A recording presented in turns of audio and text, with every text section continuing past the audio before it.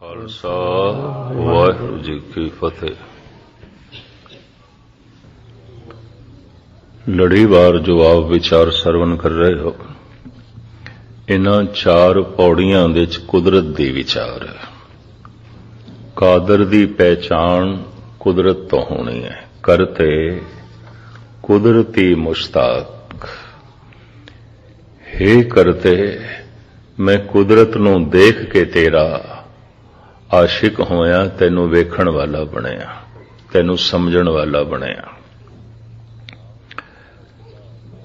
नानक सच दा अतार शनाखत कुदरती।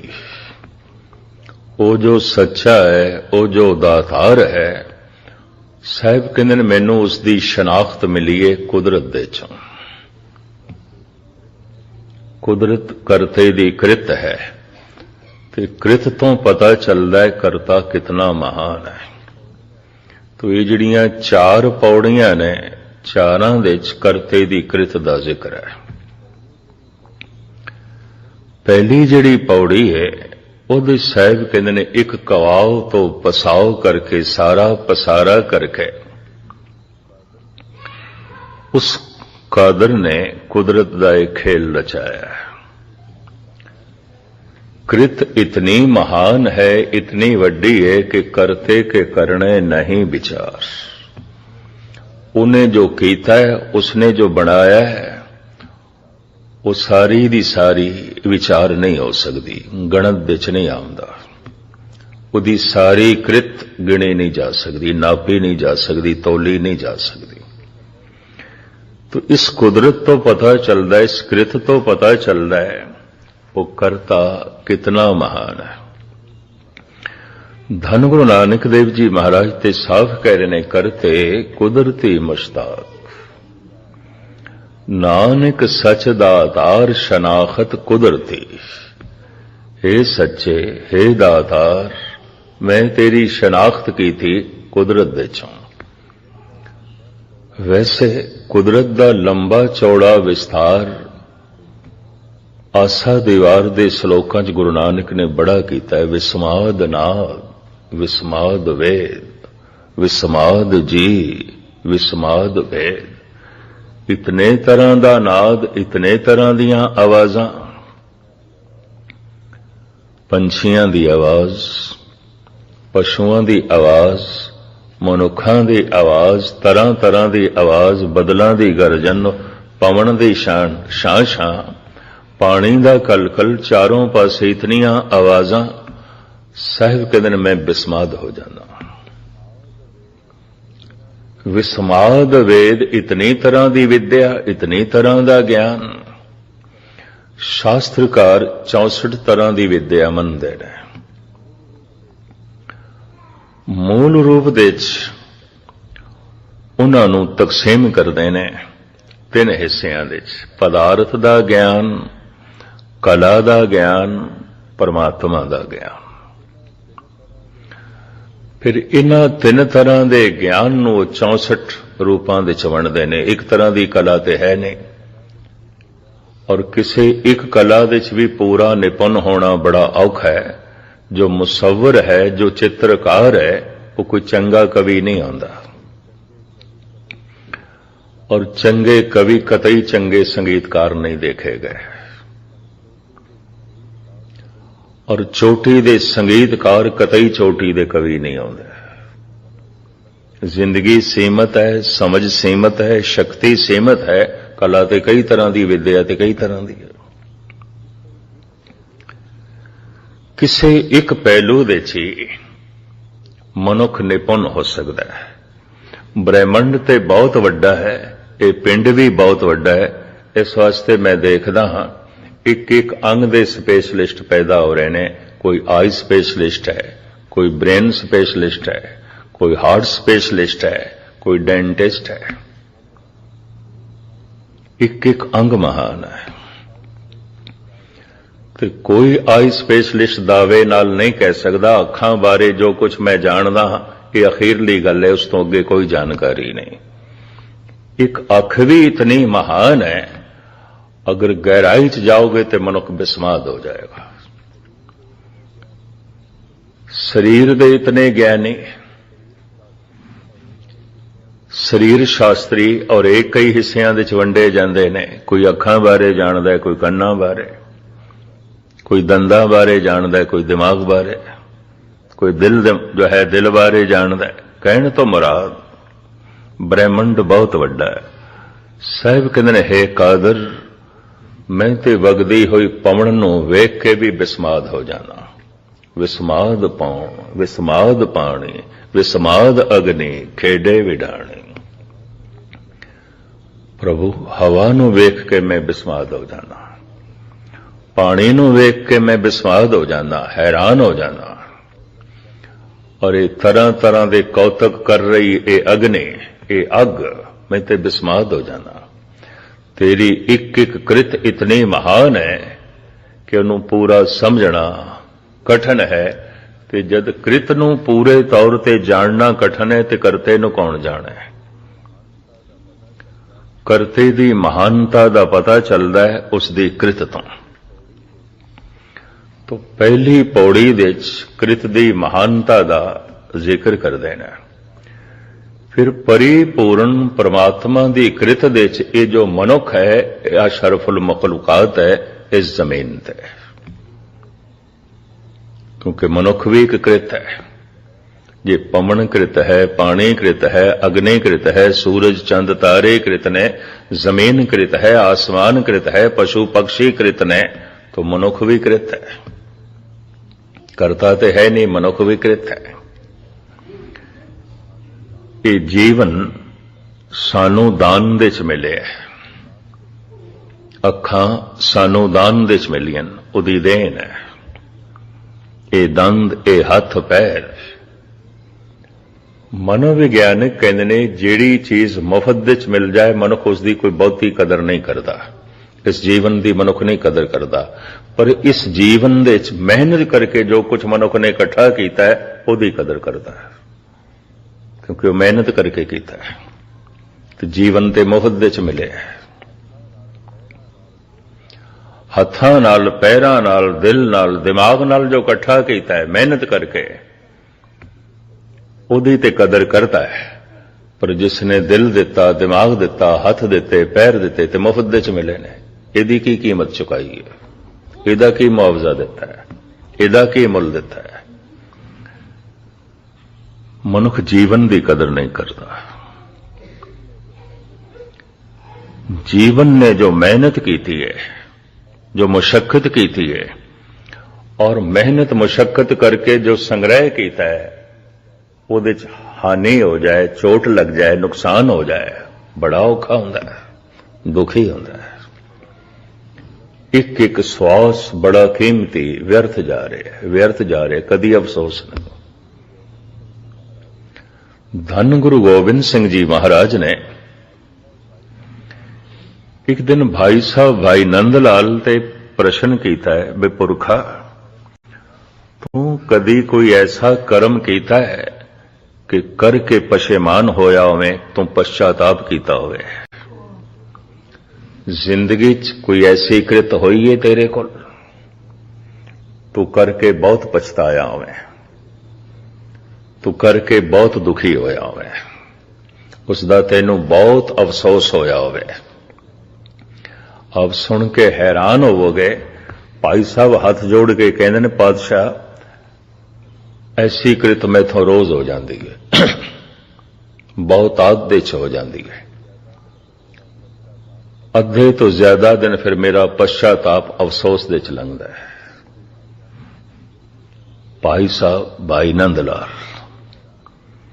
एक दफा तो सतगुरु भी हैरान हो गए हैं,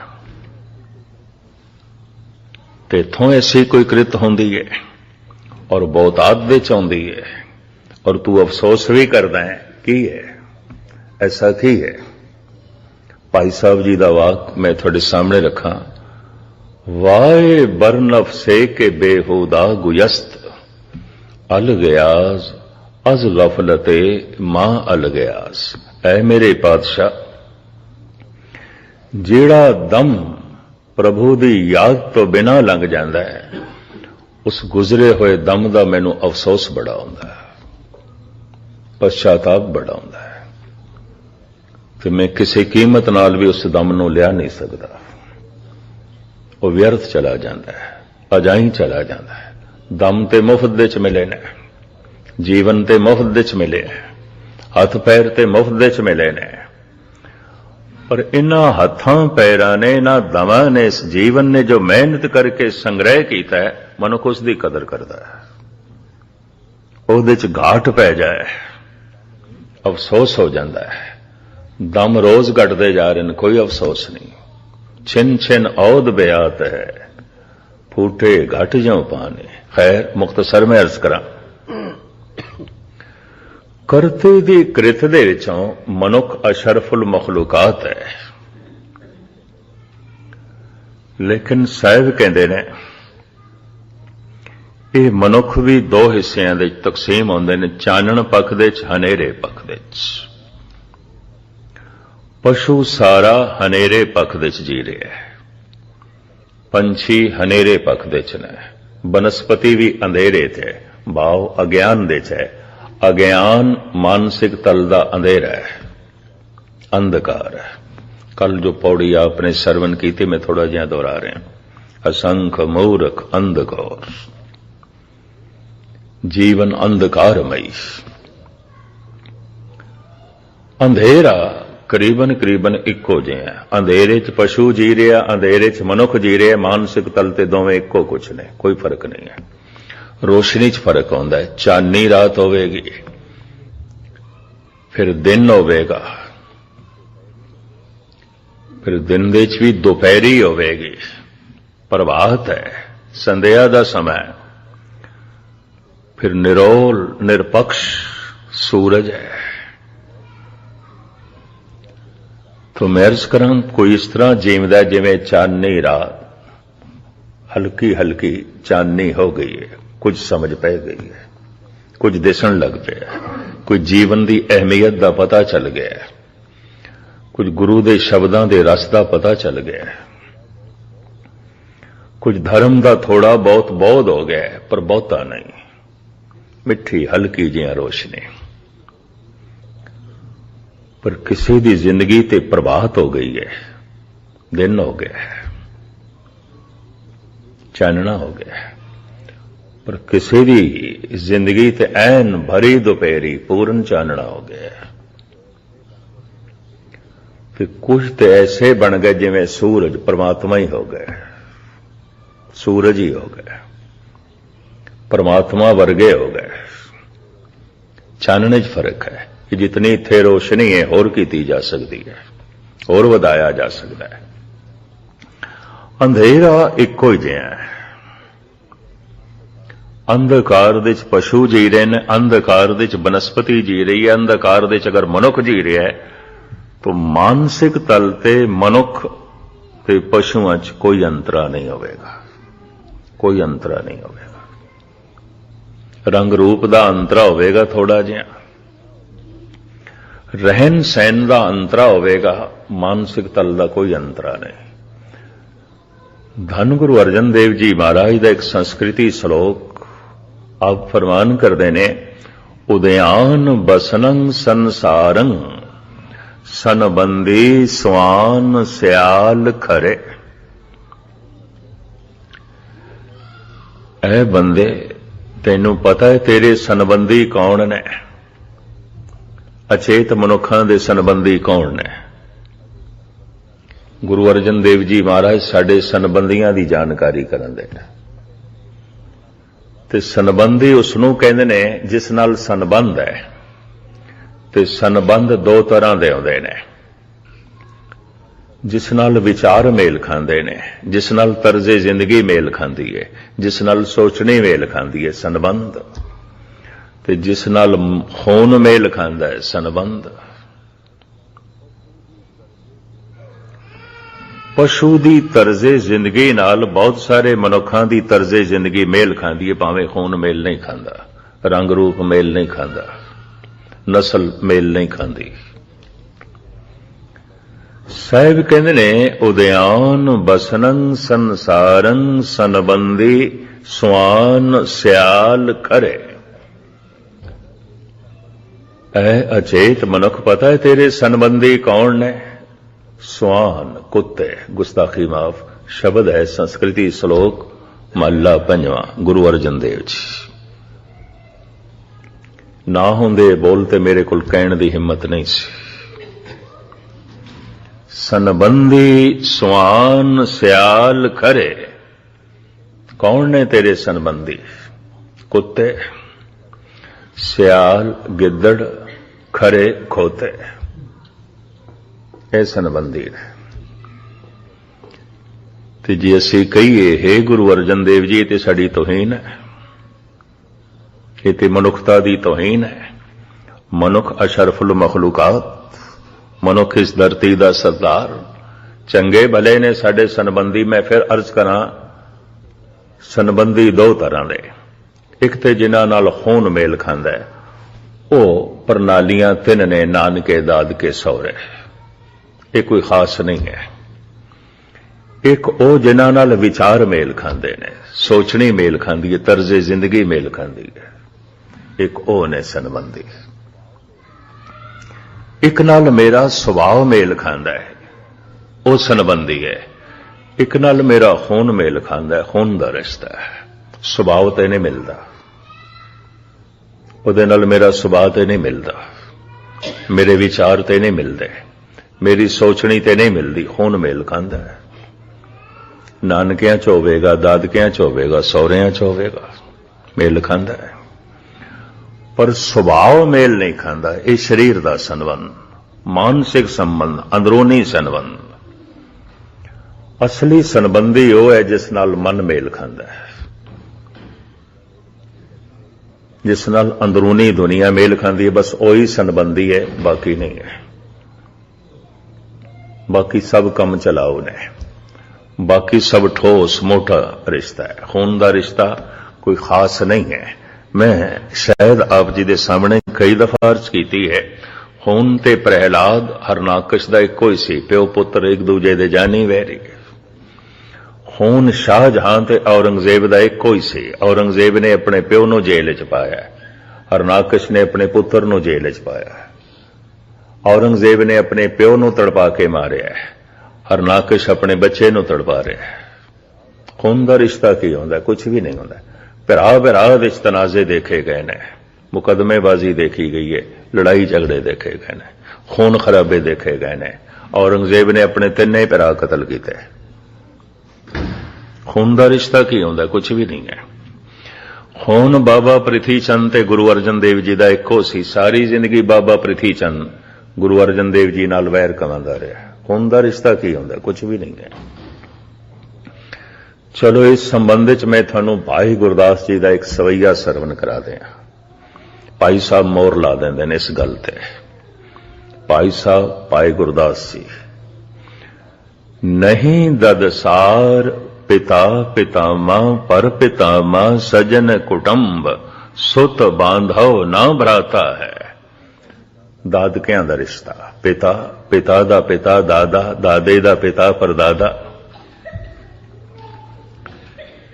ਫਿਰ ਇਸੇ ਤਰੀਕੇ ਨਾਲ ਪੁੱਤਰ ਹੋ ਗਏ, ਪੋਤਰੇ ਹੋ ਗਏ, ਭਤੀਜੇ ਹੋ ਗਏ, ਚਾਚੇ ਤਾਏ ਹੋ ਗਏ, ਸਭ ਦਾਦਕਿਆਂ ਦਾ ਰਿਸ਼ਤਾ ਗਿਣਿਆ ਜਾਂਦਾ ਹੈ। ਇਹ ਦਾਦਕਿਆਂ ਦੀ ਪ੍ਰਣਾਲੀ। ਨਹੀਂ ਦਦਸਾਰ ਪਿਤਾ ਪਿਤਾਮਾ ਪਰ ਪਿਤਾਮਾ ਸਜਨ ਕੁਟੰਬ ਸੁਤ ਬਾਂਧਵ ਨਾ ਭਰਾਤਾ ਹੈ। ਇਹ ਰਿਸ਼ਤਾ ਪਿਓ ਤੋਂ ਚੱਲਦਾ ਹੈ, ਦਾਦਕਿਆਂ ਦਾ। ਦੂਜਾ ਰਿਸ਼ਤਾ ਮਾਂ ਤੋਂ ਚੱਲਦਾ ਹੈ, ਨਾਨਕਿਆਂ ਦਾ। ਨਹੀਂ ਨਨਸਾਰ ਮਾਤਾ ਪਰਮਾਤਾ ਬ੍ਰਿਧ ਮਾਤਾ ਮਾਮੀ ਮਾਮੂ ਮਾਸੀ ਮੌਸਾ ਬਿਬਦ ਬਿਖਿਆਤਾ ਹੈ। ਭਾਈ ਸਾਹਿਬ ਭਾਈ ਗੁਰਦਾਸ ਜੀ। ਮਾਂ ਦੀ ਮਾਂ ਨਾਨੀ, ਫਿਰ ਉਹਦੀ ਮਾਂ ਪੜਨਾਨੀ, ਮਾਮੇ ਮਾਮੀਆਂ ਮਾਸੀਆਂ ਇਤਿਆਦਿਕ। ਇਹ ਜੋ ਅਨੇਕਾਂ ਤਰ੍ਹਾਂ ਦੇ ਨਾਨਕਿਆਂ ਦੇ ਰਿਸ਼ਤੇ ਕਹੇ ਜਾਂਦੇ ਨੇ, ਭਾਈ ਸਾਹਿਬ ਕਹਿੰਦੇ ਨੇ ਨਹੀਂ ਨਨਸਾਰ ਮਾਤਾ ਪਰਮਾਤਾ ਬ੍ਰਿਧ ਮਾਤਾ ਮਾਮੀ ਮਾਮੂ ਮਾਸੀ ਮੌਸਾ ਬਿਬਦ ਬਿਖਿਆਤਾ ਹੈ। ਨਹੀਂ ਸਸੁਰਾਰ ਪਤਨੀ ਤੋਂ ਇੱਕ ਰਿਸ਼ਤਾ ਚੱਲਦਾ ਹੈ, ਸਹੁਰਿਆਂ ਦਾ। ਪਤੀ ਤੋਂ ਇੱਕ ਰਿਸ਼ਤਾ ਚੱਲਦਾ ਹੈ, ਸਹੁਰਿਆਂ ਦਾ। ਨਹੀਂ ਸਸੁਰਾਰ सास सुसर सारो ओ सारी, नहीं बृतीसर जाचक ओ न दाता है। असन बसन धन धाम काहू में न देख्यो, जैसे गुरसिख साध संगत को नाता है। भाई गुरदास जी कहते ने सिख ते गुरु दा जो रिश्ता है, सिख ते सतसंग दा जो रिश्ता है, मैं इस रिश्ते तो सारे रिश्ते कुर्बान करदा। सौहरियां दे, नानकियां दे, दादकियां दे, एक ही होंदे ने, कुछ भी नहीं ना। की होंदा खून दा रिश्ता? सुभाव ते मेल नहीं खांदा। की हो गया खून दा रिश्ता? विचार ते मेल नहीं खांदे, दिल ते कदी नेड़े गया ही नहीं उसदे। कोल भी बैठे आ तां भी दूरी, सुभाव नहीं मेल खांदा, विचार नहीं मेल खांदे। यकीन जानो कई दफा एक घर दे 10 मैंबर रह रहे ने, भावें एक घर दे च रह रहे ने, कई दफा इंज लगदा जिवें 10 घरां च रह रहे ने। बड़ी दूरी है, बड़ी दूरी। सुभाव नहीं मेल खांदे, विचार नहीं मेल खांदे, अंदरूनी दुनिया ते जोड़ नहीं खांदी। धन गुरु नानक देव जी महाराज दियां ये 2 पौड़ियां, एक तबका मनुखां दा ओ जिन्हां दा परमात्मा नाल सुभाव मेल खांदा है। असंख जप, असंख भाव, चानण पक। ते परमात्मा नाल की खून दा रिश्ता? वो ते निराकार है, उहदा ते कोई आकार नहीं। सारे दा सारा आकार निराकार तो आउंदा है। तो जब निराकार तो आंदा है तो उहदे कोल की खून, ते की खून दा रिश्ता परमात्मा नाल जोड़ोगे? गुरु निराकार, की शब्द नाल खून दा रिश्ता जोड़ोगे? परमात्मा नाल की खून दा रिश्ता जोड़ोगे? ये ते सुभाव दा रिश्ता। जिस दिन मनुख दा सुभाव परमात्मा वर्गा हो जाता है, कहते ने उसे दिन ही परमात्मा बगल गई रोंदा है। कबीर ने शर्त लाइए, हर जन ऐसा चाहिए जैसा हर ही होए। हरि दा भगत ऐसा चाहिए जैसा कि हरि है, जैसा कि हरि स्वरूप जैसा नहीं, जैसा कि हरि स्वभाव जैसा। एवड ऊंचा होवे कोय, तिस ऊंचे को जान। इतना ही ऊंचा कोई होवे जितना ऊंचा स्वभाव परमात्मा दा है। परमात्मा समदृष्ट है। अगर मनुख वितकरियां दे जी रहा है तो परमात्मा नाल कोई संबंध नहीं। परमात्मा प्रेम दा सागर है। अगर मनुख नफरत ते घिरणा च जी रहा है, कोई परमात्मा वर्गा सुभाव नहीं है। देखो परमात्मा दे च दया है और ये कठोर है, तो कोई परमात्मा वाला ये कोल सुभाव नहीं है। परमात्मा निर्वैर है, ये वैर विरोध नाल भरिया होया है, सुभाव मेल नहीं खा रहा। सतसंग इस वास्ते, कथा कीर्तन इस वास्ते सुनना है। अमृत वेले उठ के वाहिगुरु वाहिगुरु इस वास्ते जपना है, साडा सुभाव परमात्मा वर्गा हो जाए।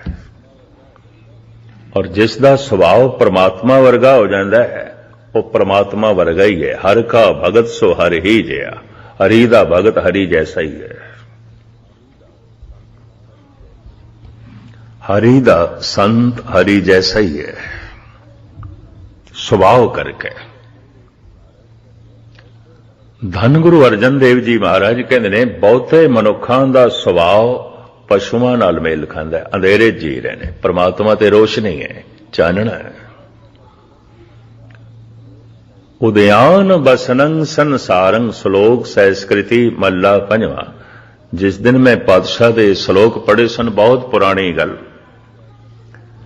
ते इहदी ग्रामर में पढ़ी, व्याकरण में पढ़िया बाबा बलवंत सिंह तो हैरान होया। मैं क्या सतगुर मनुखता दी तौहीन नहीं कर रहे, ये बंदा ते अशरफुल मखलूकात है। मनुख ते धरती दा सरदार है, ते सतगुरु कह रहे ने दे सनबंदी कुत्ते ने, गिद्दड़ ने, खोते ने। मेरे सामने फिर उन्होंने 15-20 शब्द रखे गुरु ग्रंथ साहब तो। एक शब्द की गल करदा है, कबीर भी इस तरह कहते हैं, भाई गुरदास भी इस तरह कहते हैं, कलगीधर पिता भी इस तरह कहते हैं। फिर कहने लगे रामायण के करता तुलसी भी इस तरह ही कहते हैं। बहुते मनुखों के संबंधी पशु ने, तो जिन्हां दे संबंधी पशु होणगे वो किथे मनुख होणगे, किस तरह उन्होंने मनुख आखोगे। ਸੰਬੰਧੀ ਪਸ਼ੂ ਨੇ, ਪਸ਼ੂਆਂ ਨਾਲ ਤਾਲਮੇਲ ਬੈਠਦਾ ਹੈ। ਪਸ਼ੂਆਂ ਨਾਲ ਸੰਬੰਧ ਹੈ ਸਰੂਪ ਕਰਕੇ ਨਹੀਂ, ਸੁਭਾਅ ਕਰਕੇ। ਸੁਭਾਅ ਕਰਕੇ। ਕੁੱਤੇ ਦਾ ਕੀ ਸੁਭਾਅ ਹੈ? ਕੁੱਤੇ ਨੂੰ ਕੁੱਤੇ ਨਾਲ ਹੀ ਨਫ਼ਰਤ ਹੈ, ਬਾਕੀ ਜਾਨਦਾਰਾਂ ਨਾਲ ਇਤਨੀ ਨਫ਼ਰਤ ਨਹੀਂ ਹੈ। ਕੁੱਤੇ ਨੂੰ ਕੁੱਤੇ ਨਾਲ ਨਫ਼ਰਤ ਹੈ, ਬੰਦੇ ਨੂੰ ਬੰਦੇ ਨਾਲ ਹੀ ਨਫ਼ਰਤ ਹੋਵੇ, ਕੂਕਰ ਸੁਭਾਅ ਹੈ, ਕੁੱਤਾ ਸੁਭਾਅ ਹੈ, ਗੁਸਤਾਖੀ ਮਾਫ।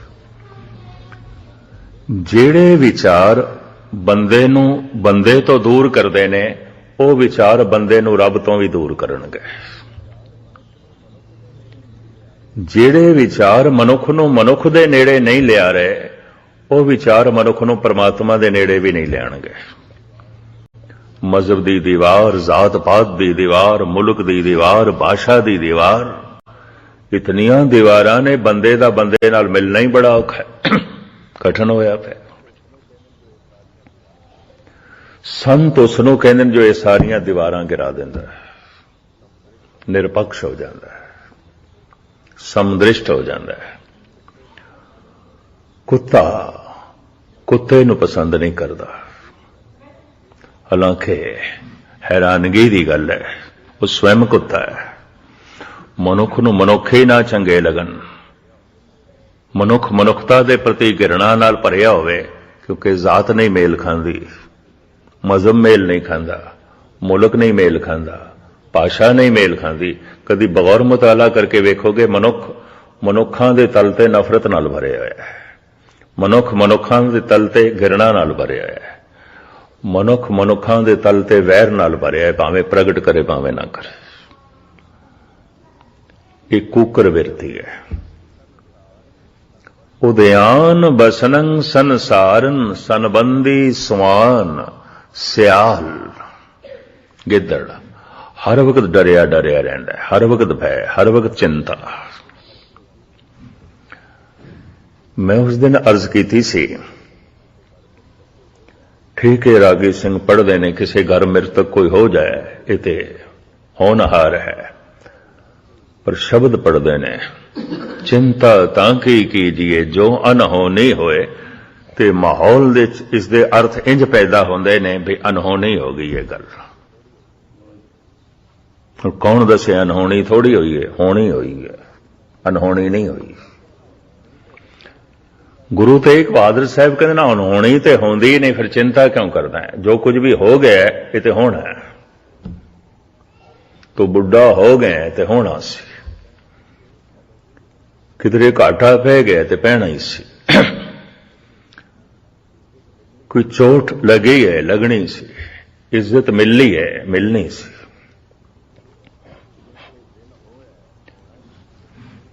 जैसे दिन होया होना ही सी ते होनी है, रात होई है होनी है ते होनी है, अनहोनी थोड़ी है। हुण कोई आखे दिन ते रात दे च बदल गया, अनहोनी हो गई, अनहोनी नहीं होंदी, नहीं कदी नहीं होंदी। परमात्मा दी दुनिया च कुछ भी अनहोनी नहीं, होनहार होंदा है। जद देखदे आ तुसीं सफर च आउंदे, कदी ट्रेन दे च, कदी प्लेन दे च, कदी बसां च, कदी कारां च, ਤੇ ਮੈਂ ਹੱਥ ਜੋੜ ਕੇ ਬੇਨਤੀ ਕਰਦਾ, ਇਤਨਾ ਸਫਰ ਨਾ ਕਰਿਆ ਕਰ। ਮੈਂ ਕਿਹਾ ਇਤਨਾ ਸਫਰ ਨਾ ਕਰੀਏ, ਜਿਸ ਤਰ੍ਹਾਂ ਦੀ ਪ੍ਰਭੂ ਨੇ ਕ੍ਰਿਤ ਬਣਾਈ ਹੈ ਤੇ ਜਿਸ ਤਰ੍ਹਾਂ ਦੀ ਸੇਵਾ ਲਾਈ ਹੈ, ਉਹਦੇ ਤੇ ਮੈਨੂੰ ਦਿਨ ਰਾਤ ਸਫਰ ਕਰਨਾ ਪੈਂਦਾ, ਕਿਧਰੇ ਲੰਬੇ ਸਫਰ, ਕਿਧਰੇ ਛੋਟੇ। ਤੇ ਮੈਂ ਕਿਹਾ ਤੁਸੀਂ ਬੜੀ ਹਮਦਰਦੀ ਨਾਲ ਕਹਿ ਰਹੇ ਹੋ, ਗੱਲ ਕੀ ਹੈ? ਕਿ ਤੁਹਾਨੂੰ ਪਤਾ ਨਹੀਂ, ਉਹਨਾਂ ਦਿਨਾਂ 'ਚ 2 ਭਿਅੰਕਰ ਟ੍ਰੇਨਾਂ ਦੇ ਹਾਦਸੇ ਹੋਏ ਸਨ। ਇੱਕ ਤਮਿਲਨਾਡੂ ਦੇ 'ਚ ਹੋਇਆ ਸੀ, ਇੱਕ ਬੰਗਾਲ ਦੇ 'ਚ। ਤਮਿਲਨਾਡੂ ਦੇ 'ਚ ਤੇ ਪੂਰੀ ਟ੍ਰੇਨ ਹੀ ਦਰਿਆ ਦੇ 'ਚ ਗਿਰ ਗਈ ਸੀ, ਸਾਰੀ ਦੀ ਸਾਰੀ ਟ੍ਰੇਨ, ਇੰਜਨ ਸਮੇਤ। ਇੰਜਨ ਪਟੜੀ ਤੋਂ ਕੀ ਉਤਰਿਆ, ਸਾਰੇ ਡੱਬੇ ਹੀ ਦਰਿਆ ਦੇ 'ਚ ਗਏ। और दरिया बड़ा लंबा चौड़ा, बड़ा ही भयंकर हादसा से। एक हादसा बंगाल दे होया, उन्हां दिनां 2 प्लेन हादसे भी बड़े वड्डे हो गए, क्रैश होए। एक अहमदाबाद दे, एक गुवाहाटी आसाम दे ते रब दी नेत उन्हां दिनां दे बसां भी बहुत टकराइयां सुते सिद्धा अखबारां दीयां खबरां मैनूं कहंदे देखदे नहीं पे तुसीं ते अखबार पढ़दे हो तुहानूं पता होना है मैं कहा पता है तो हुण मैं हाथ जोड़ के बेनती करदा इतना सफर ना करियो मैं कहा मित्रा गल सुन 99% बंदे घर दे च मरदे ने किधर 1% मरदे होणगे प्लेन दे ट्रेन दे च बसां च 99% घर दे च मरदे ने फिर तू मैनू कहेगा मस्कीन जी घर नहीं जाना चाहिए क्योंकि घर ते बंदा मर जाता है 90% बंदे चारपाई ते सुतियां ही मर जाते हैं फिर तू मैनू कहेगा चारपाई ते नहीं सोना चाहिए क्योंकि सुतियां सुतियां कई मर जाते हैं अजे मैं उसनू कुछ होर कहना सी कहने लगे इन्हां गुणी ज्ञानियां नूं कोई अकल दे ही ना गल चो गल बनांदे ने मैं कही अकल तू अपने कोल ही रख इन्ना भयभीत इतना तू डरिया होया ते मैं घर तो सीसगंज तक आउंदियां भी आखिर तू आजादपुर तो आउना है सीसगंज साहब तक आउना है और 2 व्हीलर ते आना है स्कूटर ते आना है मेरे ख्याल तेनों भी नहीं आना चाहिए पर हाथ जोड़ के कहने लगे ना गुणी ज्ञानियों ने कोई अकल ना दे मैं कहा अकल अपने कोल रख इतने भयभीत लोग इतने डरे हुए हुण कौन दसे मौत होनी है अनहोनी नहीं है बुढ़ेपा होना अनहोना नहीं है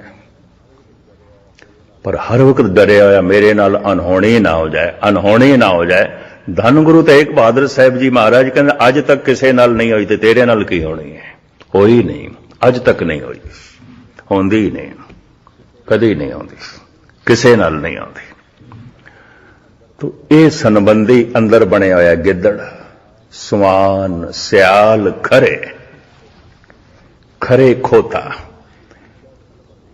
ये तीजा संबंधी खोता भगत कबीर ने भी गिने ने तेरे संबंधी बैल ने पैसे ने हाथी ने सप ने डड्डू ने कौवे ने 5-7 शब्दों के भगत कबीर ने तो गिनती कर ली हैरानगी ऐ तेरे संबंधी ने तेरा सुभाव मेल खांदा है कौआ कहां कपूर चराए कौआ कैंके करदा कुरख्त बोलदा है उदा बोलना चंगा नहीं लगदा ते जिस बंदे दे बोल दूजे नूं चोट पहुंचावन चंगे ना लगन कबीर कहंदे ने जरूर ये कौआ है इहनूं मनुख कहण दी की लोड़ है इहदा सुभाव कौवे नाल मिलदा है ते कौआ कहां कपूर चराए कौवे दे मूंह दे हर वक्त गंदगी आउंदी है कोई चंगी चीज नहीं आउंदी कपूर नहीं होवेगा उहदे मूंह दे गंदगी होवेगी ते जिहदियां गल्लां हर वक्त गंदियां मूंह चो गाल कढ़ के गाली कर जो है कढ़ के फिर गल करता है कईयां दा सुभाव 2 गालियां पहले कढ़णगे फिर गल करनगे तो इत्थे कबीर कहंदे ने इहनूं बंदा कहण दी की लोड़ इहदा ते सुभाव कौवे नाल मिलदा है इन्नी मूंह च गंद कौआ कहां कपूर चराए कह भी सियर को दूध पियाए ते सप नूं कितना भी तुसीं दुध पिलाओ तो कोई जहर त्याग देंदा है कितना भी किसी नाल एहसान ते परोपकार करो तो जहर नाल भरिया रवे कबीर कहंदे ने सप है मनुख नहीं है सर्प है लंबे चौड़े शब्द ने इस वक्त इस पासे में ना जावां खरे खोता खोता बेवकूफी का चिन्ह मनिया जाता है बहुत प्राचीन समय तो बार बरदारी का काम इस तो लेंदे सन बाहर डाउण का काम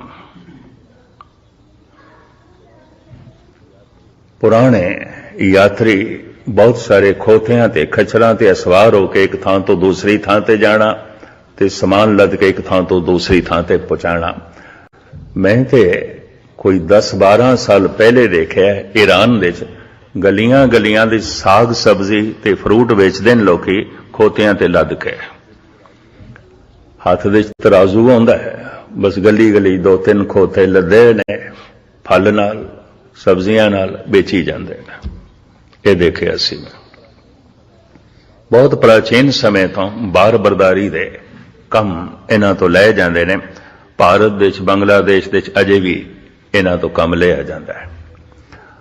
ਮਹਾਰਾਜ ਕਹਿੰਦੇ ਨੇ ਜਿਹੜੇ ਕਿਸੇ ਕਿਸੇ ਵਕਤ ਭਾਰ ਢੋਂਦੇ ਨੇ ਤੇ ਫਿਰ ਰਾਤ ਨੂੰ ਆਰਾਮ ਕਰਦੇ ਨੇ, ਇਹ ਅਸਲੀ ਖੋਤੇ ਨਹੀਂ ਨੇ।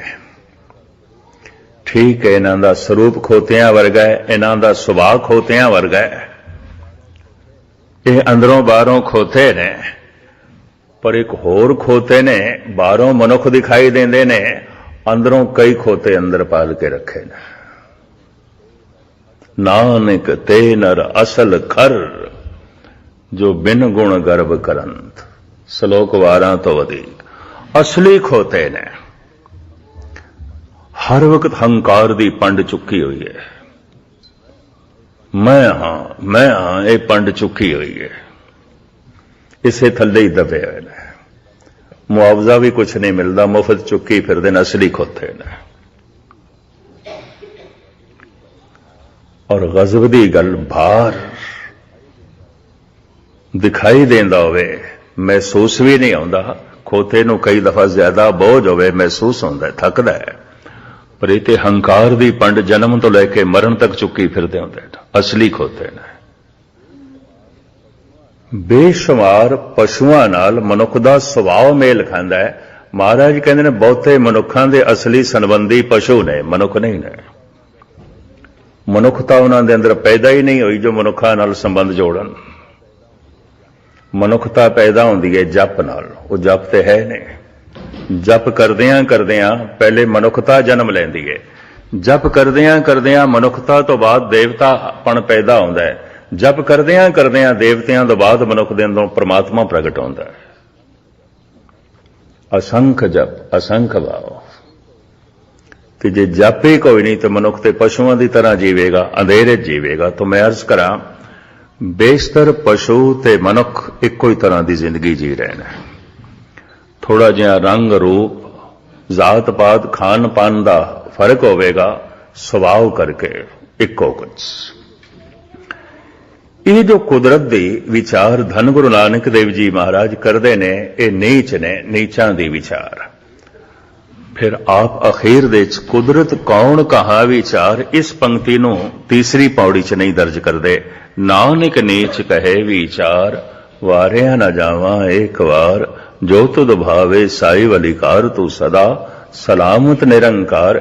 ਇਹਨਾਂ ਨੀਚਾਂ ਦੀ ਵਿਚਾਰ ਕਰਨ ਵਾਲਾ ਵੀ ਕੋਈ ਇਹੋ ਜਿਹੀਆਂ ਦਾ ਹੀ ਹੈ। ਉਹਨਾਂ ਦੀ ਪੰਕਤੀ 'ਚ ਆਪ ਖੜੇ ਹੋ ਜਾਂਦੇ ਨੇ, ਉਸ ਲਾਈਨ ਦੇ ਸਤਿਗੁਰ ਆਪ ਖੜੇ ਹੋ ਜਾਂਦੇ ਨੇ। ਇੱਥੇ ਤੱਕ ਆਪਨੇ ਕੱਲ ਸਰਵਣ ਕੀਤਾ। ਅੱਜ ਦੀ ਇਹ ਜਿਹੜੀ ਪੌੜੀ ਹੈ, ਕੁਦਰਤ ਦਾ ਜ਼ਿਕਰ ਕਰਦਿਆਂ ਸਾਹਿਬ ਕਹਿੰਦੇ ਨੇ, ਅਸੰਖ ਨਾਉ ਅਸੰਖ ਥਾਉ। ਨਾਮ ਸਿਰਫ ਮਨੁੱਖੀ ਦੁਨੀਆ ਦੇ 'ਚ ਨੇ। ਔਰ ਇਹ ਵੀ ਕਾਦਰ ਦੀ ਇੱਕ ਮਹਾਨ ਕ੍ਰਿਤ ਸਮਝ ਲਓ ਕਿ ਪਹਿਚਾਣ ਗਿਆਨ ਨਾਮ ਦੇ ਆਸਰੇ ਤੇ ਖੜਾ ਹੈ। ਜਿਸ ਚੀਜ਼ ਦਾ ਮੈਨੂੰ ਨਾਮ ਨਹੀਂ ਆਉਂਦਾ, ਉਸ ਦਾ ਗਿਆਨ ਦੇਣਾ ਜਾਂ ਕਿਸੇ ਕੋਲ ਗਿਆਨ ਲੈਣਾ ਬੜਾ ਔਖਾ ਹੈ। ਜੈਸੇ ਮੈਂ ਤੁਹਾਨੂੰ ਇੱਥੇ ਕਹਾਂ, ਮੈਂ ਇੱਕ ਮਿੱਤਰ ਨੂੰ ਮਿਲਣਾ ਹੈ, ਮੇਰਾ ਬਹੁਤ ਪੁਰਾਣਾ ਦੋਸਤ ਹੈ, ਤੇ ਤੁਸੀਂ ਦੱਸੋ ਕਿਸ ਤਰ੍ਹਾਂ ਮਿਲੇਗਾ? ਤੇ ਤੁਹਾਡਾ ਪਹਿਲਾ ਤੇ ਪ੍ਰਸ਼ਨ ਇਹੀ ਹੋਵੇਗਾ, ਨਾਮ ਕੀ ਹੈ? ਤੇ ਮੈਂ ਆਖਿਆ, ਨਾਮ ਮੈਨੂੰ ਨਹੀਂ ਆਉਂਦਾ। ਕੀ ਦੱਸੋਗੇ ਮੈਨੂੰ? ਕਿਸ ਤਰ੍ਹਾਂ ਦੱਸੋਗੇ? ਮਨੁੱਖ ਨੇ ਬਨਸਪਤੀ ਦੇ ਨਾਮ ਰੱਖੇ ਨੇ, ਕਿਸੇ ਦਰਖਤ ਨੇ ਆਪਣਾ ਨਾਮ ਨਹੀਂ ਰੱਖਿਆ, ਮਨੁੱਖਾਂ ਨੇ ਰੱਖੇ ਨੇ। ਨਾਮ ਸਿਰਫ ਮਨੁੱਖੀ ਦੁਨੀਆ 'ਚ ਨੇ। ਜਿਤਨੇ ਅਸਥਾਨ ਨੇ, ਜਿਤਨੀਆਂ ਵਸਤੂਆਂ ਨੇ, ਜਿਤਨੇ ਚੀਜ਼ਾਂ ਨੇ, ਮਹਾਰਾਜ ਕਹਿੰਦੇ ਨਾਮ ਤੋਂ ਬਿਨਾਂ ਨਹੀਂ ਨੇ। ਮਨੁੱਖ ਨੇ ਨਾਮ ਰੱਖੇ ਨੇ, ਕਿਉਂਕਿ ਮਨੁੱਖ ਨੇ ਗਿਆਨ ਦੇਣਾ ਹੈ, ਗਿਆਨ ਲੈਣਾ ਹੈ। ਇਹ ਨਾਮ ਤਾਂ ਨੇ। ਸੂਰਜ ਨੂੰ ਸੂਰਜ ਮਨੁੱਖ ਨੇ ਆਖਿਆ, ਚੰਦਰਮਾ ਨੂੰ ਚੰਦਰਮਾ ਮਨੁੱਖ ਨੇ ਆਖਿਆ। ਤੇ ਮਨੁੱਖ ਦੀਆਂ ਭਾਸ਼ਾਵਾਂ ਬਹੁਤ ਸਾਰੀਆਂ ਨੇ, ਇਸ ਵਾਸਤੇ ਇੱਕ ਇੱਕ ਚੀਜ਼ ਦੇ ਕਈ ਕਈ ਨਾਮ ਨੇ।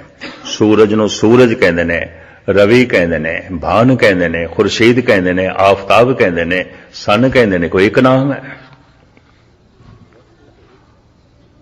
ਵਸਤੂ ਤੇ ਇੱਕ ਹੈ, ਨਾਮ ਇੱਕ ਨਹੀਂ ਹੈ। ਅਨੇਕਾਂ ਨਾਮ ਨੇ। ਇੱਕ ਇੱਕ ਫਲ ਦੇ ਮੈਂ ਭਾਰਤ ਦੇ ਵਿੱਚ ਇੱਕੋ ਹੀ ਮੁਲਕ ਦੇ ਵਿੱਚ ਦੇਖਿਆ, ਅਨੇਕਾਂ ਨਾਮ। ਪੇਰੂ ਕਹਿੰਦੇ ਨੇ ਅਮਰੂਦ ਨੂੰ ਮਹਾਰਾਸ਼ਟਰ ਦੇ ਵਿੱਚ, जाम फल कहते ने गुजरात दे पर यूपी च उन्होंने अमरूद कह देंगे ने, फल एको ही है।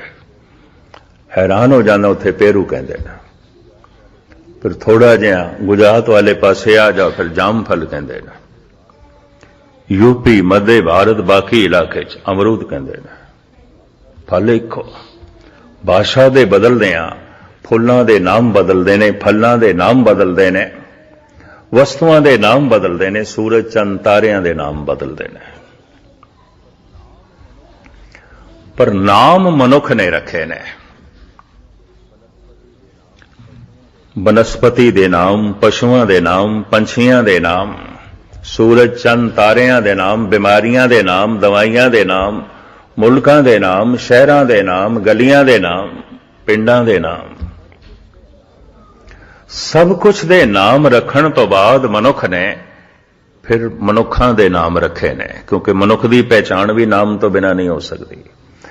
नाम लैके कोई चीज पैदा नहीं होती, तो नाम लैके ऐसी भी नहीं पैदा होए, बाद च रखिया जाता। मनुख की कृत है, क्योंकि नाम तो बिना पहचान नहीं होती, नाम तो बिना ज्ञान लेना देना बड़ा औखा होता है। तो जब बंदे ने बंदियां दे नाम रख ले, तो फिर बंदे नूं ख्याल आया इस सारी कुदरत दे ते मैं नाम रख दिते, जो जो सामने आई समझ दे च आई कि कुदरत नूं बनाण वाला जिहड़ा करता है, कादर है, उहदा नाम ते मैं रखिया नहीं, तो फिर उसदे नाम रखे गए। रमिया होया वेख के कह दिता गया राम है, निर्लेप वेख के कह दिता गया कृष्ण है। परमात्मा दे नाम ही बाद विच मनुखां नूं जो है दिते गए ने। आश्चर्य वेख के, बिस्माद वेख के, अंधकार नूं दूर करने वाला देख के, ज्ञान दा सोमा देख के गुरु नानक दे कंठ तो निकलिया वाहिगुरू। मुहम्मद साहब दे कंठ तो निकलिया अल्लाह। बहुत सारे नामां दा जिक्र कलगीधर पिता ने सिर्फ एक ही शब्द विच कर दिता है, प्रभु जू तो कै लाज हमारी। हुण अगलियां मैं पंक्तियां पढ़दा जाना, ये सब नाम ने।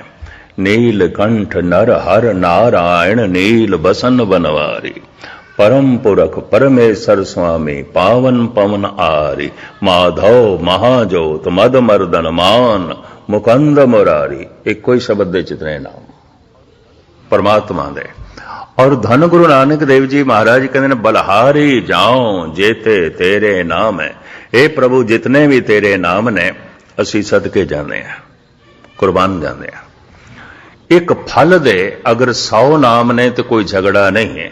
कोई गुजराती आके महाराष्ट्रियन नाल नहीं लड़ते, तुसी पेरू क्यों कहते हो, जाम फल आखो।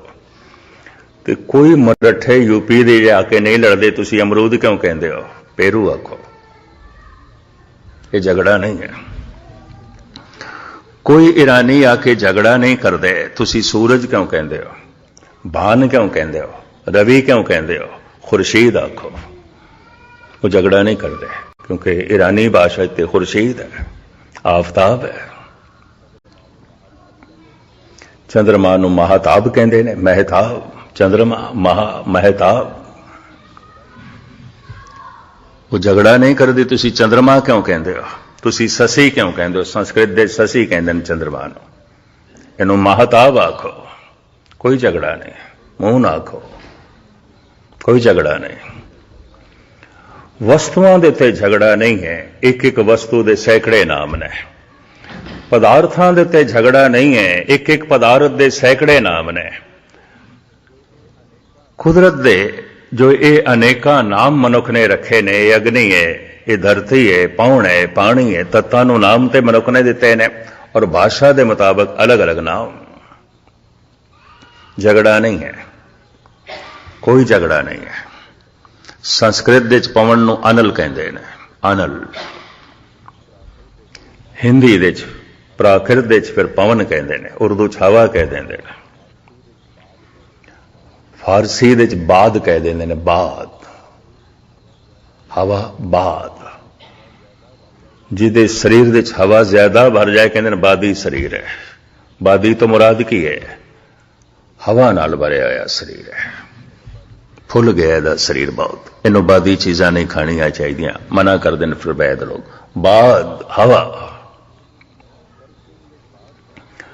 ਹੁਣ ਪਰਸ਼ੀਅਨ ਦੇ ਚ ਬਾਦ ਕਹਿੰਦੇ ਨੇ, ਉਰਦੂ ਚ ਹਵਾ ਕਹਿੰਦੇ ਨੇ, ਹਿੰਦੀ ਚ ਪਵਨ ਕਹਿੰਦੇ ਨੇ, ਸੰਸਕ੍ਰਿਤ ਦੇ ਚ ਅਨਲ ਕਹਿੰਦੇ ਨੇ। ਕੋਈ ਝਗੜਾ ਨਹੀਂ ਹੈ। ਤੁਸੀਂ ਅਨਲ ਕਿਉਂ ਕਹਿੰਦੇ ਹੋ? ਪਵਨ ਆਖੋ। ਪਵਨ ਕਿਉਂ ਕਹਿੰਦੇ ਹੋ? ਹਵਾ ਆਖੋ। ਹਵਾ ਕਿਉਂ ਕਹਿੰਦੇ ਹੋ? ਬਾਦ ਆਖੋ। ਕੋਈ ਝਗੜਾ ਨਹੀਂ ਹੈ। ਪਰ ਪ੍ਰਮਾਤਮਾ ਤੇ ਝਗੜਾ ਹੈ। ਰਾਮ ਕਿਉਂ ਕਹਿੰਦੇ ਹੋ? ਅੱਲਾ ਆਖੋ। ਅੱਲਾ ਕਿਉਂ ਕਹਿੰਦੇ ਹੋ? ਰਾਮ ਆਖੋ। ਬੜਾ ਝਗੜਾ ਹੈ, ਬੜਾ ਝਗੜਾ ਹੈ, ਬੜਾ ਕਲੇਸ਼ ਹੈ। ਮਨੁੱਖ ਪਦਾਰਥ ਦੇ ਪ੍ਰਤੀ ਇਤਨਾ ਮੂਰਖ ਨਹੀਂ ਜਿਤਨਾ ਪ੍ਰਮਾਤਮਾ ਦੇ ਪ੍ਰਤੀ ਮੂਰਖ ਹੈ। ਮਨੁੱਖ ਸੰਸਾਰ ਦੇ ਪ੍ਰਤੀ ਇਤਨਾ ਅਗਿਆਨੀ ਨਹੀਂ ਜਿਤਨਾ ਨਿਰੰਕਾਰ ਦੇ ਪ੍ਰਤੀ ਹੈ। ਗਿਆਨੀ ਹੋਵੇਗਾ ਥੋੜੀ ਜਿਹਾ ਕ੍ਰਿਤ ਦੇ ਪ੍ਰਤੀ, ਸੰਸਾਰ ਦੇ ਪ੍ਰਤੀ, ਨਿਰੰਕਾਰ ਦੇ ਪ੍ਰਤੀ ਤੇ ਬਿਲਕੁਲ ਅਗਿਆਨ ਹੈ। ਨਾਮਾਂ ਦੇ ਝਗੜੇ, ਵਿਚਾਰਾਂ ਦੇ ਝਗੜੇ। ਧੰਨ ਗੁਰੂ ਨਾਨਕ ਦੇਵ ਜੀ ਮਹਾਰਾਜ ਇਸ ਝਗੜੇ ਨੂੰ ਖਤਮ ਕਰਦੇ ਨੇ। ਬਲਹਾਰੀ ਜਾਓ ਜੇਤੇ ਤੇਰੇ ਨਾਮ। ਅਸੀਂ ਸਦਕੇ ਜਾਂਦੇ ਹਾਂ ਜਿਤਨੇ ਵੀ ਤੇਰੇ ਨਾਮ ਨੇ। ਕੋਈ ਰਾਮ ਕਹਿ ਰਿਹਾ ਠੀਕ, ਕੋਈ ਅੱਲਾ ਕਹਿ ਰਿਹਾ ਠੀਕ, ਕੋਈ ਮਧੂਸੂਦਨ ਕਹਿ ਰਿਹਾ ਠੀਕ, ਕੋਈ ਨਾਰਾਇਣ ਕਹਿ ਰਿਹਾ ਠੀਕ। ਬਕਾਇਦਾ ਸੈਂਸਰਨਾਮਾ ਹੈ ਗੁਰੂ ਗ੍ਰੰਥ ਸਾਹਿਬ ਦੇ ਚ, ਜਿਹਦੇ ਚ ਹਜ਼ਾਰਾਂ ਨਾਮਾਂ ਦਾ ਜ਼ਿਕਰ ਗੁਰੂ ਅਰਜਨ ਦੇਵ ਜੀ ਮਹਾਰਾਜ ਕਰਦੇ ਨੇ। ਭਾਰਤ ਵਿੱਚ ਇੱਕ ਰਿਸ਼ੀ ਹੋਇਆ ਸ਼ੇਸ਼ਨਾਗ। ਸ਼ੇਸ਼ਨਾਗ ਸੱਪ ਨਹੀਂ ਸੀ, ਇਸ ਚੱਕਰ ਚ ਨਾ ਪੈਣਾ, ਇੱਕ ਮਨੁੱਖ ਦਾ ਨਾਂ ਸੀ, ਉਸ ਰਿਸ਼ੀ ਦਾ ਨਾਂ ਸੀ।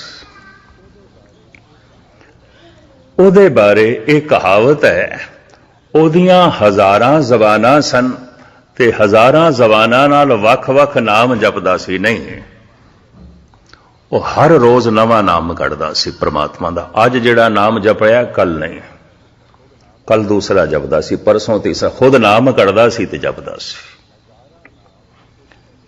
ਹਜ਼ਾਰਾਂ ਨਾਮ ਉਸਨੇ ਦਿੱਤੇ। ਕਈ ਦਫਾ ਇੱਕ ਦਿਨ ਦੇ ਚ ਵੀ 3-3 4-4 ਨਾਮ ਬਦਲਣਾ ਹੈ। ਅਭਿਆਸ ਦਾ ਢੰਗ ਗੋਰਖ ਵੀ ਬਦਲਦਾ ਰਿਹਾ। ਅੱਜ ਜਿਸ ਢੰਗ ਨਾਲ ਉਸਨੇ ਅਭਿਆਸ ਕੀਤਾ ਜਾਂ ਕਰਾਇਆ ਹੈ, ਕੱਲ ਦੂਸਰੇ ਢੰਗ ਨਾਲ ਕਰਾ ਰਿਹਾ, ਪਰਸੋਂ ਤੀਸਰੇ ਢੰਗ ਨਾਲ ਕਰਾ ਰਿਹਾ, ਚੌਥੇ ਦਿਨ ਚੌਥੇ ਢੰਗ ਨਾਲ ਕਰਾ ਰਿਹਾ। ਉਹਦੇ ਚੇਲੇ ਵੀ ਤੰਗ ਆ ਗਏ, ਉਹਨਾਂ ਦੇ ਮੂੰਹੋਂ ਨਿਕਲ ਗਿਆ ਨਿਰਾ ਹੀ ਗੋਰਖ ਦਿੰਦਾ, ਛੱਡੋ। ਤੇ ਹੁਣ ਜਿਹੜੀ ਗੱਲ ਸਮਝ ਚ ਨਾ ਆਵੇ, ਬੰਦਾ ਬਹੁਤ ਖੱਜਲ ਖੁਆਰ ਹੋ ਜਾਏ, ਭਾਰਤ ਦੇ ਚ ਕਹਿੰਦੇ ਨਿਰਾ ਹੀ ਗੋਰਖ ਦਿੰਦਾ ਹੈ। ਕਿਉਂ? ਗੋਰਖ ਸਵੇਰੇ ਜੋ ਅੱਜ ਜਿਸ ਢੰਗ ਨਾਲ ਜਪ ਤਪ ਕਰ ਰਿਹਾ, ਸ਼ਾਮੀ ਕਿਸੇ ਹੋਰ ਢੰਗ ਨਾਲ, ਕੱਲ ਕਿਸੇ ਹੋਰ ਢੰਗ ਨਾਲ, ਪਰਸੋਂ ਕਿਸੇ ਹੋਰ ਢੰਗ ਨਾਲ ਸਾਧਨਾ ਬਦਲ ਦਿੰਦਾ ਸੀ। ਇੱਕ ਗੱਲ ਪ੍ਰਚਲਿਤ ਹੋ ਗਈ, ਇਹ ਗੋਰਖ ਤੇ ਕਿਸੇ ਇੱਕ ਥਾਂ ਤੇ ਟਿਕਦਾ ਹੀ ਨਹੀਂ, ਸਾਧਨਾ ਹੀ ਰੋਜ਼ ਬਦਲ ਦਿੰਦਾ ਹੈ, ਗੋਰਖ ਦਿੰਦਾ ਹੈ। ਸ਼ੇਸ਼ਨਾਗ ਨਾਮ ਰੋਜ਼ ਬਦਲ ਦਿੰਦਾ ਸੀ। ਕਹਿੰਦਾ ਸੀ ਨਵੀਨਤਾ ਬਣੀ ਰਹਿੰਦੀ ਹੈ, ਸੁਚੇਤ ਰਹਿਣਾ, ਮੈਂ ਸਾਵਧਾਨ ਰਹਿਣਾ। ਨਵੇਂ ਤੋਂ ਨਵਾਂ ਨਾਮ ਕੱਢਦਾ ਗਿਆ। ਇਹ ਹਜ਼ਾਰਾਂ ਸ਼ਬਦ ਗੁਰੂ ਗ੍ਰੰਥ ਸਾਹਿਬ ਦੇ ਇਸੇ ਵਾਸਤੇ ਨੇ। ਅੱਜ ਰਾਗੀ ਸਿੰਘਾਂ ਨੇ ਜੋ ਸ਼ਬਦ ਗਾਏ ਨੇ, ਕੱਲ ਹੋਰ ਗਾਣ, ਪਰਸੋਂ ਹੋਰ ਗਾਣ, ਪਰਲੇ ਰੋਜ਼ ਹੋਰ ਗਾਣ, ਗਾਈ ਜਾਣ। ਇਤਨਾ ਅਥਾਹ ਖਜ਼ਾਨਾ। ਕੋਈ ਸ਼ਬਦ ਤੇ ਉਸ ਅਵਸਥਾ ਤੱਕ ਲੈ ਜਾਏਗਾ ਜਿੱਥੇ ਬੋਲ ਕੋਈ ਨਹੀਂ, ਸੁਣਨ ਦੇ ਚ ਲੈ ਜਾਏਗਾ, ਪ੍ਰਮਾਤਮਾ ਨਾਲ ਜੋੜ ਦੇਗਾ। ਇਸ ਵਾਸਤੇ ਨੇ, ਇਸ ਵਾਸਤੇ ਸ਼ਬਦਾਂ ਦੇ ਖਜ਼ਾਨਾ ਹੈ, ਇਤਨਾ ਵੱਡਾ ਭੰਡਾਰ ਹੈ। ਔਰ ਮੈਂ ਅਰਜ਼ ਕਰਾਂ, ਜੋ 10-15 ਸਫ਼ੇ ਵੀ ਗੁਰੂ ਗ੍ਰੰਥ ਸਾਹਿਬ ਜੀ ਮਹਾਰਾਜ ਦੇ ਨਾਮ ਪੜ੍ਹੇ, ਇਤਨਾ ਵੀ ਸਮਾਂ ਨਾ ਕੱਢ ਸਕੇ। ਤੇ ਹੁਣ ਤੁਸੀਂ ਆਖੋ ਉਹਦੇ ਕੋਲ ਕੋਈ ਪ੍ਰਮਾਤਮਾ ਦਾ ਗਿਆਨ ਹੋਵੇਗਾ, ਸੂਝ ਬੂਝ ਹੋਵੇਗੀ? ਨਹੀਂ। ਹਜ਼ਾਰਾਂ ਸਾਲ ਜਿਤਨਾ ਅਗਿਆਨ ਪ੍ਰਮਾਤਮਾ ਦਾ ਸੀ, ਅੱਜ ਵੀ ਉਤਨਾ ਹੀ ਹੈ। ਹਜ਼ਾਰਾਂ ਸਾਲ ਪਹਿਲੇ ਜਿਤਨਾ ਪਦਾਰਥਾਂ ਦਾ ਅਗਿਆਨ ਸੀ, ਅੱਜ ਉਤਨਾ ਨਹੀਂ। ਅੱਜ ਪਦਾਰਥਾਂ ਦੇ ਸੰਬੰਧ ਵਿੱਚ ਬੰਦਾ ਬੜਾ ਗਿਆਨੀ ਹੋ ਗਿਆ, परमात्मा के संबंध अज्ञानी दा ज्ञानी है, ना समझदा ना समझ। तो खैर मुख्तसर में अर्ज करा, साहिब कहते ने असंख नाओ असंख थाओ, नहीं गिने जा सकते थां टिकाणे वस्तुआं, इस वास्ते अनंत नाम ने। असंख नाओ असंख थाओ, आगम अगम असंख लो।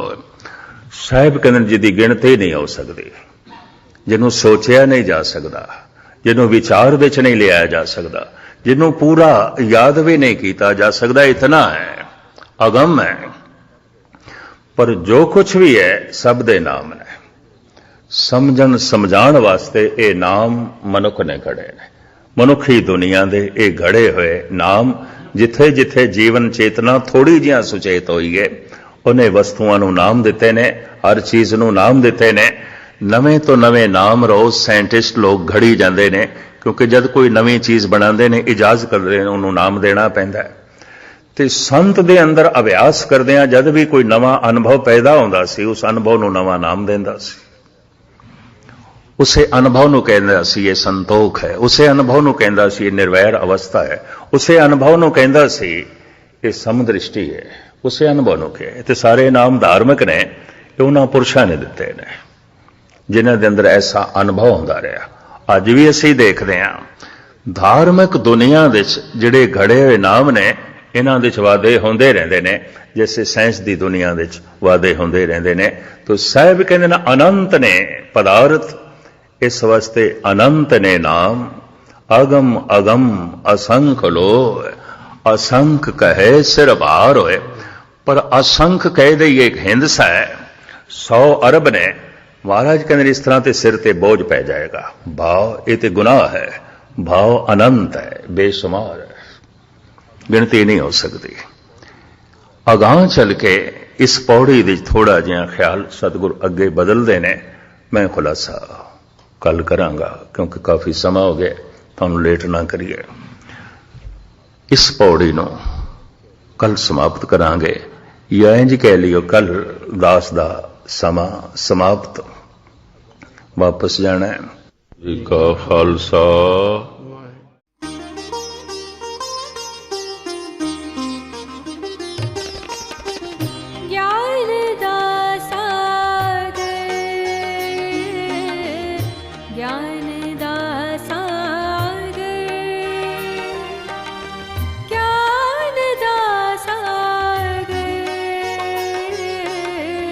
ज्ञान दासा